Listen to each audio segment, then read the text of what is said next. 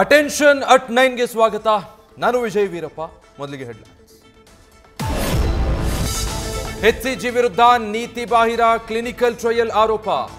ಇದೆಲ್ಲ ಸುಳ್ಳು ಅಂತ ಅಲ್ಲಗಳೆದ chairman doctor BS Ajay Kumar. ಬಡ ರೋಗಿಗಳ ಮೇಲೆ ಟ್ರಯಲ್ ಮಾಡಿಲ್ಲ, ಸುರಕ್ಷತೆ ಕಾಪಾಡಿಕೊಳ್ಳಲಾಗಿದೆ ಅಂತ ಸ್ಪಷ್ಟನೆ. ಅಲ್ಪಸಂಖ್ಯಾತ ಇಲಾಖೆಯಲ್ಲಿ 625 ಕೋಟಿ ದುರ್ಬಳಕೆ ಆರೋಪ. ನ್ಯೂಸ್ ಫಸ್ಟ್ ವರದಿ ಉಲ್ಲೇಖಿಸಿ ದೂರು ನೀಡಿದ್ದ ತಿಪ್ಪಣ್ಣ ಪಾಟೀಲ್. ಸಿಎಂ ಸಿದ್ದರಾಮಯ್ಯರಿಂದಲೂ ತನಿಖೆಗೆ ಸೂಚನೆ. ಮುಖ್ಯ ಕಾರ್ಯದರ್ಶಿ ಶಾಲಿನಿ ರಜನೀಶ್ಗೆ ಅವಹೇಳನ.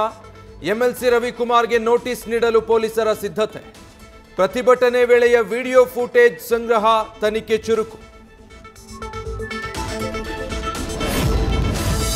ಚಾಮುಂಡಿ ಬೆಟ್ಟಕ್ಕೆ ನಟ ದರ್ಶನ್ ಭೇಟಿ. ದಂಪತಿ ಸಮೇತ ಚಾಮುಂಡೇಶ್ವರಿ ತಾಯಿಯ ದರ್ಶನ ಪಡೆದ ನಟ. ಕಳೆದ ಬಾರಿ ಆಷಾಢ ಸಮಯದಲ್ಲಿ ಜೈಲಲ್ಲಿದ್ದ ದರ್ಶನ್ ಈ ಬಾರಿ ವಿಶೇಷ ಪೂಜೆ ಸಲ್ಲಿಕೆ.